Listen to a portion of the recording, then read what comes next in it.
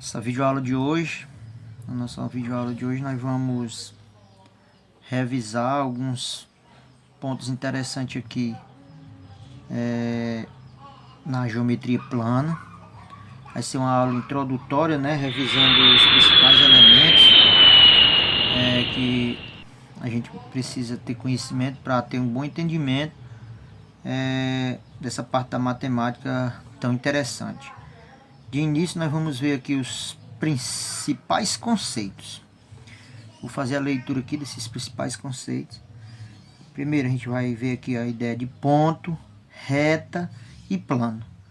Esses três elementos aqui da geometria plana, eles dispensam qualquer que seja a definição. A existência deles é aceita sem que haja uma necessidade de uma definição mais formal a respeito desses elementos da geometria plana. E agora a gente vai ver aqui as suas representações. O ponto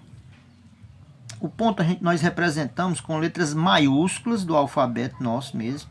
Tá, aqui eu trouxe alguns exemplos de como é que a gente pode representar um ponto. Ó, o ponto pode ser representado por a letra maiúscula A, B, C e assim por diante.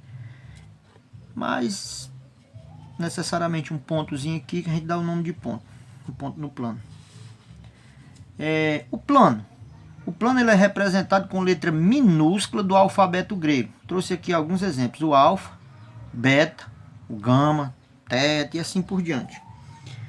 E aqui eu trouxe aqui um desenho que representa aqui um plano. A reta.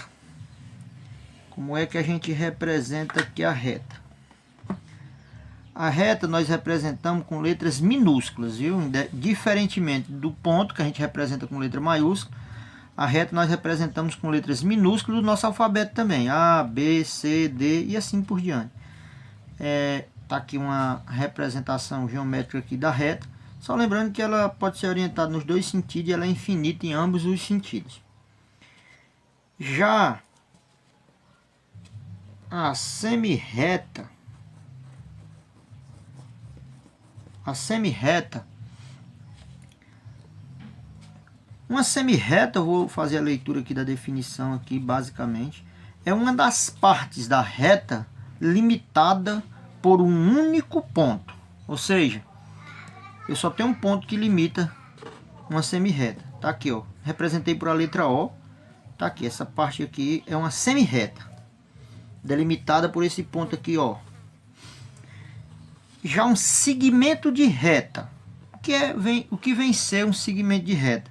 O segmento de reta é a parte de uma reta também, limitada agora entre dois pontos. Eu vou delimitar esse segmento de reta pelos pontos A e B. Ó, é esse pedaço da reta, delimitado por esses dois pontos, A e B. Geralmente a gente representa eles assim, ó. Esse segmento aqui, ó, AB. Visto isso, nós vamos prosseguir aqui na nossa videoaula agora, tentando entender a ideia de ângulo. O que vem a ser um ângulo? Um ângulo, ó, é a parte do plano delimitada por duas semirretas. A gente já viu que é semirretas, né? Que ela é delimitada por um ponto. Então, esse ângulo vai ser essa parte do plano, é só uma parte do plano, aqui não tem um plano todo não, delimitada por duas semirretas de mesma origem. Isso aqui é muito importante, ó. Essas semirretas têm que ter uma origem comum aqui. E esse ponto aqui eu vou chamar ele de vértice, vai ser o vértice, ó. Aqui onde está o ponto O, a origem aqui, ó, tem um ponto, a gente chama de vértice. Essa parte aqui, ó, dessa semirreta vai ser um dos lados, ó, daqui até aqui, que é um dos lados. Aqui outro lado, que é o ponto AB. E esse aqui é o nosso ângulo, que eu não determinei, mas poderia ter chamado isso aqui de um ângulo alfa. E nós representamos, ó, nossa representação de ângulo, ó, essa aqui, ó, que é o nosso ângulo AOB. É o nosso ângulo, a gente coloca esse acentozinho. A gente tem que ter o conhecimento também, de início aqui a gente vai ver alguns tipos de ângulos. A gente vai ver necessariamente um pouco aqui sobre o ângulo agudo, o ângulo reto, o ângulo obtuso e o ângulo raso, ou seja, aquele ângulo de meia volta que a gente conhece também. Começando aqui com o nosso ângulo agudo, ó. A gente já sabe o que é a definição de um ângulo. E esse nosso ângulo aqui, ó, que eu chamei ele de alfa, já visto que o ângulo, eles são, a gente dá o nome a eles, a gente nomeia eles com as letras minúsculas do alfabeto grego. É delimitado aqui por essas duas semirretas, ó, com a origem aqui em O. Esse aqui, o ângulo, nosso ângulo agudo, ele é um ângulo, nosso ângulo alfa aqui, ele é menor do que 90 graus. Ele é um ângulo menor do que 90 graus. Então, se o ângulo ele é menor do que 90 graus, ele é um ângulo agudo. Ângulo reto. Ângulo reto aqui a gente geralmente tem um pontinho, né, quando ele tá lá, ó, e aqui é um quadradinho. Só que aqui, ó, é esse espaço aqui, esse ângulo, que eu chamei ele de beta. Ele é um ângulo igual a 90 graus. Então, se o ângulo forma um ângulo reto, forma um ângulo de 90 graus, ele é um ângulo reto.